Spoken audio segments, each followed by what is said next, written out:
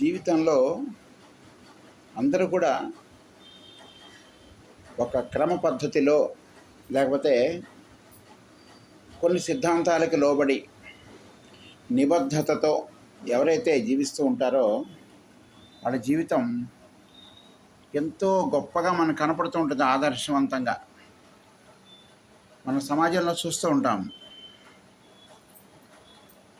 ఎంతో నిబద్ధతతో వాల్యూస్తో బ్రతికే వాళ్ళందరూ కూడా ప్రత్యేకంగా కనపడుతుంటారు మనకి. వాళ్ళ యొక్క విధానం, వాళ్ళ జీవన శైలి, వారి యొక్క నిజాయితీ, ఆనెస్టీ, నిస్వార్థము, అలాగే ఎవరిని కూడా ద్వేషించని మనస్తత్వం,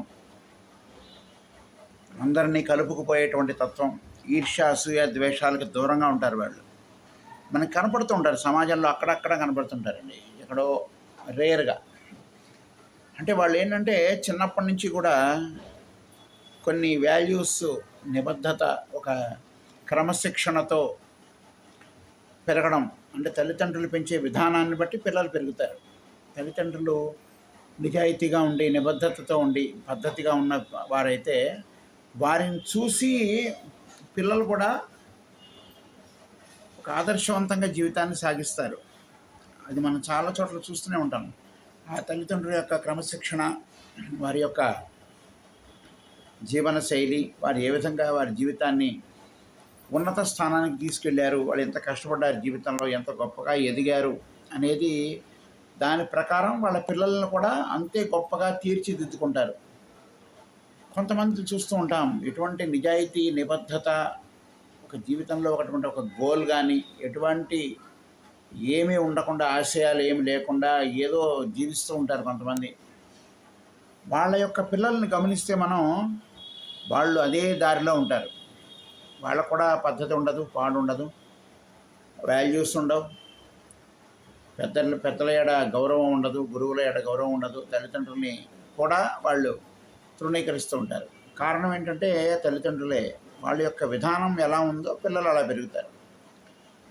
ఇది ఖచ్చితంగా జరిగే విషయమే సమాజంలో. ఎందుకంటే నిజాయితీగా, నిబద్ధతతో ఉండే వాళ్ళ జీవితాలు ఎంత గొప్ప ఉన్నత స్థానానికి వెళ్తారో, ఎటువంటి నిబద్ధత, ఒక క్రమశిక్షణ, ఒక కార్యదక్షత, ఇటువంటివి ఏమీ లేని వాళ్ళు జీవితంలో ఎటువంటి ఎదుగుదల లేకుండా ఉండిపోతారు. చివరికి ఏదో జీవితం సాగిస్తూ ఉంటారు. వారి వల్ల ఎటువంటి ఉపయోగం ఉండదు ఎవరికి. ఏదో ఉన్నారు అంటే ఉన్నారు అని లెక్కన ఉంటారు కొంతమంది. అటువంటి వాళ్ళని మనం కూడా చూస్తూ ఉంటాం మనం. అంటే అడుగడుగున వాళ్ళ ఆలోచనలు ఎలా ఉంటాయంటే అసలు ఎటువంటి నిజాయితీ కానీ ఉండదు. వాళ్ళలో మాట్లాడే దానిలో సగం నిజం, సగం అబద్ధం, ఆ విధంగా మాట్లాడుతూ ఉంటారు వాళ్ళు. నిజాలు తక్కువ, అబద్ధాలు ఎక్కువ. ఒక నిజాయితీ ఉండదు, క్రమశిక్షణ ఉండదు, నిబద్ధత ఉండదు, అసూయ ద్వేషాలతో రగిలిపోతూ ఉంటారు. 24 గంటలు అవతల వాళ్ళ మీద పడి ఏడుస్తూ ఉంటారు వీళ్ళు. మనకు కనపడుతూ ఉంటారు సమాజంలో. అందరినీ చూస్తూనే ఉంటాం మనం.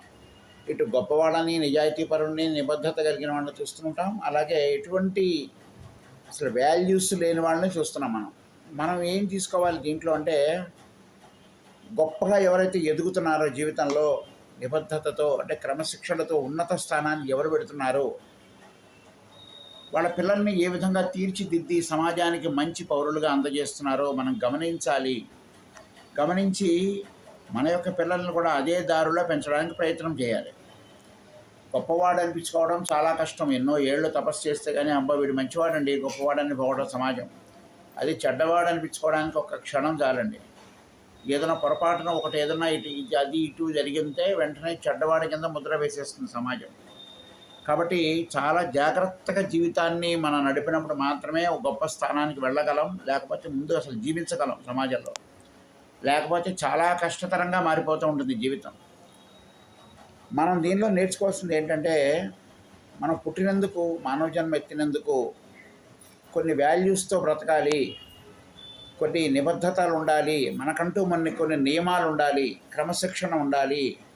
ఇవన్నీ ఉన్నప్పుడు మాత్రమే మన జీవితం ఎవ్వరూ వేలెత్తి చూపించని స్థితిలో ఉంటుంది. ఎవరు కూడా ఫలానా వాడు ఇది, ఫలానా వాళ్ళు అది అని చెప్పే స్థితిలో ఉండకూడదు. మనం వాడిని మించి ఉన్నప్పుడే ఎవరు కూడా మన వైపు వేలెత్తి చూపించరు. సమాజంలో మనం కనపడితే కాస్త నమస్కారం చేసే స్థితిలో ఉంటాం. నమస్కారం గురువుగారు అనే స్థితిలో, లేకపోతే నమస్తే అండి, పెద్దవాళ్ళని చూసి గబాలను నమస్కారం పెడుతూ ఉంటారు. అదే వాల్యూస్ లేని వాళ్ళకి 80-90 ఏళ్ళు వచ్చినా కూడా వాళ్ళని ఎవరో పట్టించుకోరు, కనీసం పలకరించను కూడా పలకరించరు, పక్కకు తప్పుకొని వెళ్ళిపోతూ ఉంటారు. కాబట్టి వాల్యూస్తో బ్రతకాలి ప్రతి ఒక్కరు కూడా జీవితంలో. కొన్ని వాల్యూస్, కొన్ని నియమాలు పెట్టుకోవాలి మనం, కొన్ని క్రమశిక్షణ, జీవితాన్ని క్రమశిక్షణ బద్ధంగా, నిజాయితీబద్ధంగా, ఎటువంటి ప్రలోభాలకి గురి కాకుండా, ఎటువంటి అబద్ధాలతో జీవితం కాకుండా నిస్వార్థంగా ఉండగలిగితే మన జన్మెత్తినందుకు మనం ఈ మానవ జన్మ సార్థకత పొందుతుంది. అలాగే సమాజంలో మన పేరు చిరస్థాయిగా నిలిచిపోతుంది. ఫలానా వాడరా అంటే గబాన్ అయ్యో మంచివాడండి అంటారు.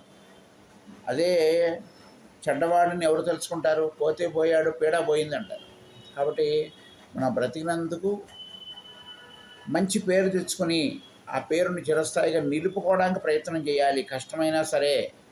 అటువంటి వాడి జీవితమే ధన్య జీవితం, వాడే ధన్యజీవి.